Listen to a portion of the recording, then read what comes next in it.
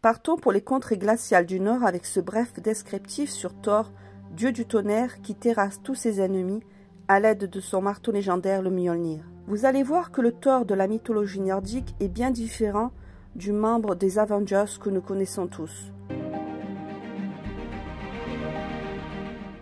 Thor est le fils du dieu souverain Odin, dieu des morts, de la victoire et du savoir, et de la personnification de la terre, Jord. Il n'est donc pas le fils de la déesse Freya ou Frigg, épouse d'Odin, comme il est dit dans les films. Thor appartient à la race des Ases, soit les dieux principaux, associés ou apparentés à Odin et habitant la cité d'Asgard. Les Ases coexistent avec deux autres groupes de divinités, les Vans et les Dísis. Dites-le moi en commentaire si vous souhaitez en apprendre davantage sur les races divines nordiques. Thor est l'époux de Sif, la déesse aux cheveux d'or associée à la terre, avec laquelle il eut deux enfants. Un fils, maudit, dit le furieux, et Drud, une fille et la déesse de la vigueur. Avec sa maîtresse, la géante Jarnsaxa, il eut Magni, le fort. Thor vit avec sa famille dans la résidence la plus grande d'Asgard, située dans un royaume bien à lui. Le dieu de la ruse, Loki, n'est également pas le frère adoptif de Thor. En revanche, le fils des géants, Loki, a eu une part importante dans la vie de Thor. Tantôt allié et meilleur ami, tantôt ennemi, ces deux-là sont comme deux aimants qui s'attirent et se repoussent constamment. Faut dire que la personnalité de Loki est l'exact opposé de celle de Thor, mais au final, ils sont très complémentaires et dans les moments les plus importants, ils ont fait face ensemble au danger. Thor est appelé le dieu du tonnerre. Il s'agit là d'une simplification excessive. Le nom de Thor signifie tonnerre, et il était certainement considéré comme la cause du tonnerre et des éclairs qu'il déclenchait chaque fois qu'il utilisait son marteau Mjolnir. Thor est un dieu des éléments. Il est également vénéré par les marins vikings qui comptaient sur les vents pour diriger leurs navires et les fermiers scandinaves qui comptaient sur les pluies pour faire pousser leur culture. Thor est surtout l'ultime défenseur de Midgard, soit notre bonne vieille terre. Il est le gardien des dieux et des hommes contre les géants, leur ennemi de toujours. Sa fonction et ses actions font qu'il est l'un des dieux les plus vénérés. Thor était également appelé à maintenir l'ordre social en bénissant des événements importants tels que les naissances et les mariages. Oui, Thor est un sacré spécimen tout en muscles. Il est également très grand. En revanche, Thor n'est pas blond mais roux. Il a bien les cheveux longs et une barbe isurte. Comme dans les films, il a aussi des éclairs dans les yeux. Un point intéressant concerne sa voix. On disait qu'il avait une voix très puissante et grave qui pouvait couvrir le bruit causé par un champ de bataille pour se faire entendre de ses guerriers. Thor est aussi rude que simple. Il aime les femmes, il aime la bonne bouffe, il adore se battre. Il est bien moins intelligent que son père Odin ou même de Loki. On peut également dire de lui qu'il est carrément caractériel. Si on a le malheur de le mettre en colère, il est capable de tuer, surtout si vous êtes un elfe noir, un troll ou un géant. Il est rude, dur et extrêmement violent avec une soif constante de sang. Pour autant, il n'a jamais été considéré comme un méchant. Il est avant tout un guerrier protecteur. Il est un héros qui a sauvé son peuple et l'humanité à de nombreuses reprises. Nous pouvons dire de lui qu'il est brave et qu'il a un courage sans limite. Il est également impulsif, intrépide et très instinctif. C'est une personne très volontaire et enthousiaste qui croque la vie à pleines dents.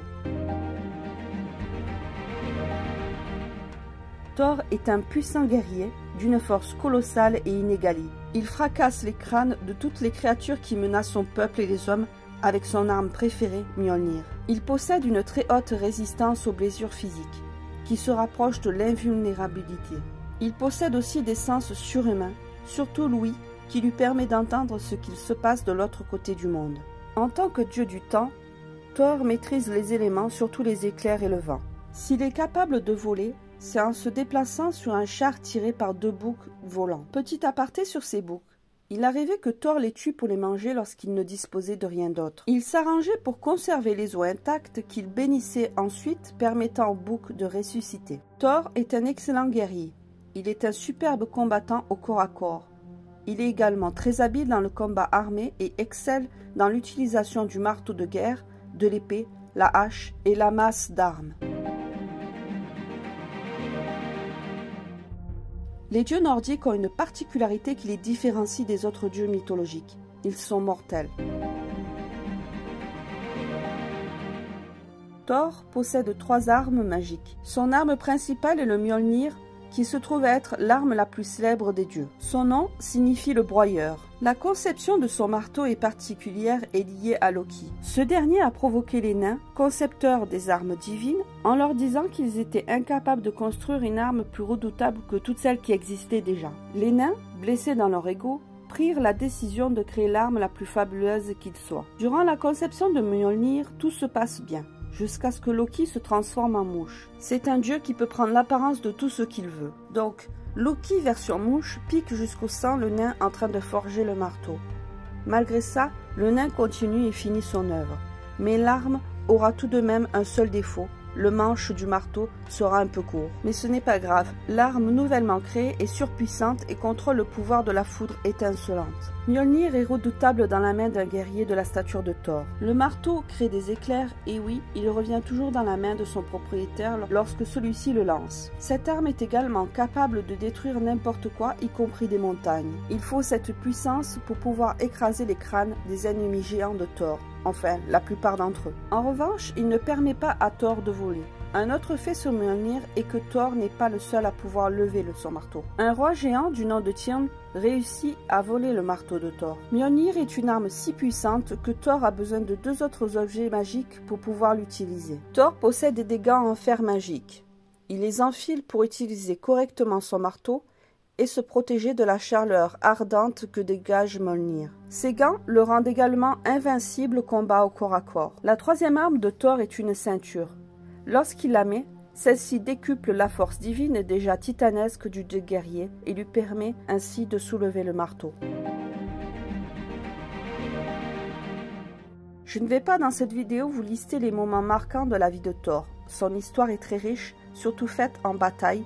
En revanche, je ne peux passer outre sa mort. Nous l'avons vu, Thor, comme les autres dieux nordiques, sont mortels. Comme la plupart de ses semblables, Thor finira par trouver la mort pendant le Ragnarok, la fameuse bataille finale qui oppose les dieux aux géants.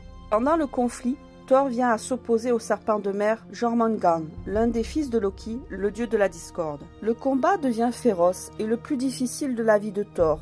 Celui-ci finira par tuer le serpent, mais Jormungand répandra tellement de venin sur Thor qu'il ne pourra faire que 9 pas avant de mourir lui-même. Le serpent répandra également son venin dans l'air, empoisonnant les 9 mondes du cosmos nordique. Ainsi, Thor, le protecteur du cosmos scandinave et le cosmos scandinave lui-même, s'éteignent ensemble. Il est dit que Magni et Modi, les 2 fils de Thor, hériteront du marteau de leur père et continueront à reconstruire le monde. Voilà, j'espère que cette vidéo sur Thor vous a plu. N'hésitez pas à liker ou commenter cette vidéo, cela m'encourage à vous en faire bien d'autres. Au plaisir de vous revoir.